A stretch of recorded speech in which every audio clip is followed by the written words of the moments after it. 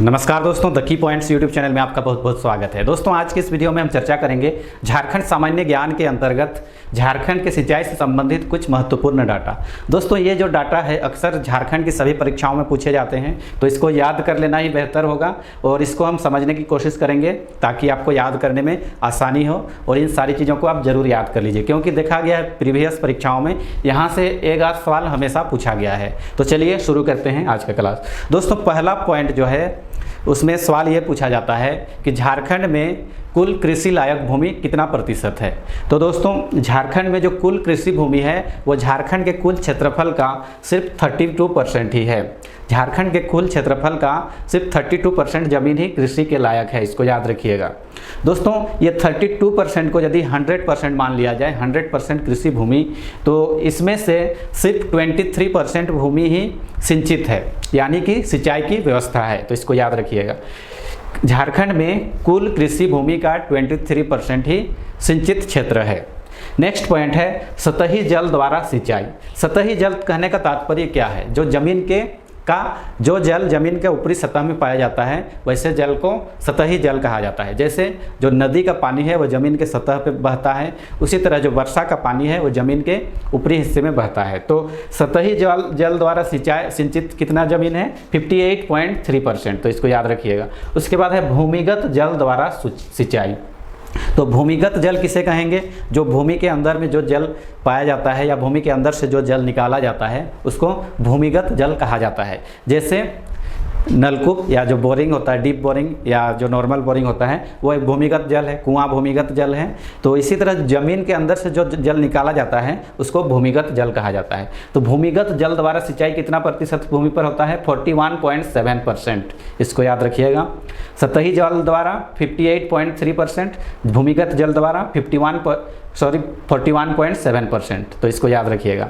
इसके बाद हम देखते हैं कि झारखंड में जो सिंचाई के साधन हैं वो कौन से सिंचाई के साधन से कितना प्रतिशत भूमि का सिंचाई होता है। दोस्तों जो सबसे प्रमुख सिंचाई का साधन है झारखंड में वो क्या है? कुआं। कुआं से कुल सिंचित क्षेत्र का 29.5% भूमि पर सिंचाई होता है। इसको याद रखिएगा। कुएं से सिंचाई कितना होता है? 29.5% जमीन पर। दोस्तों एक सवाल पूछा जाता है कि कुएं से सर्वाधिक किस जिले में सिंचाई की जाती है? तो ये कौन सा है? गुमला।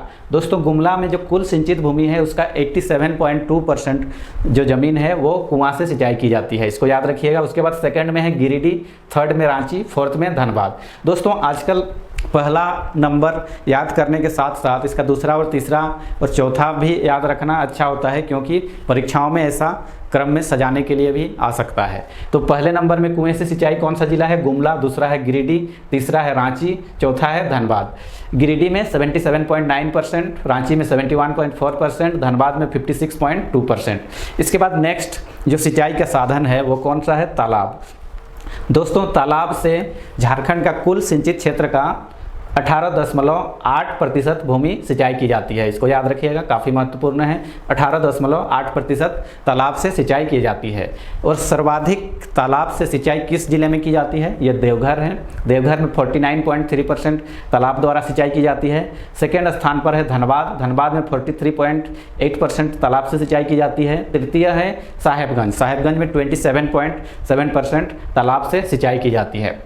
झारखंड में जो तीसरा सिंचाई का साधन है वो कौन सा है? नहर। दोस्तों झारखंड में नहरों का विकास बहुत ही कम हुआ है। इसका तो बहुत सारा कारण है। एक तो भौगोलिक कारण है और साथ ही साथ यहाँ ज़्यादातर नदियाँ बरसाती नदियाँ हैं और जिसके कारण हर सीजन में पर्याप्त पानी नहीं रहता है। यह भी एक प्रमुख कारण है। और दूसरा है भौगोलिक बाधाएं और कुछ सरकार की भी इच्छा शक्ति की कमी। ये सारे कारण हैं। तो नहर द्वारा जो सिंचाई की जाती है वो 17.13%।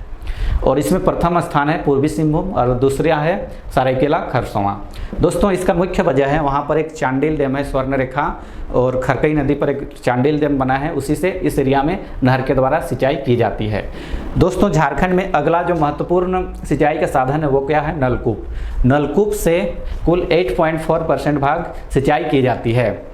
दोस्तों नलकूप से सर्वाधिक किस जिले में सिंचाई की जाती है? पहला तो है लोहरदगा। लोहरदगा में 32.6% भूमि पर नलकूप से सिंचाई की जाती है। दूसरा स्थान में है पलामू, 0% पर यहाँ पर सिंचाई की जाती है और तीसरे स्थान में है हजारीबाग 9.4%। तो दोस्तों ये थे सिंचाई से संबंधित कुछ महत्वपूर्ण डाटा, और ये सभी डाटा परीक्षा के दृष्टिकोण से काफ़ी महत्वपूर्ण हैं। तो इस वीडियो को बार बार देख के इन सारी चीज़ों को याद रखिए। अगले क्लास में फिर मिलेंगे कोई नए टॉपिक के साथ, तब तक आप हमारे साथ द की पॉइंट्स में बने रहिए। धन्यवाद।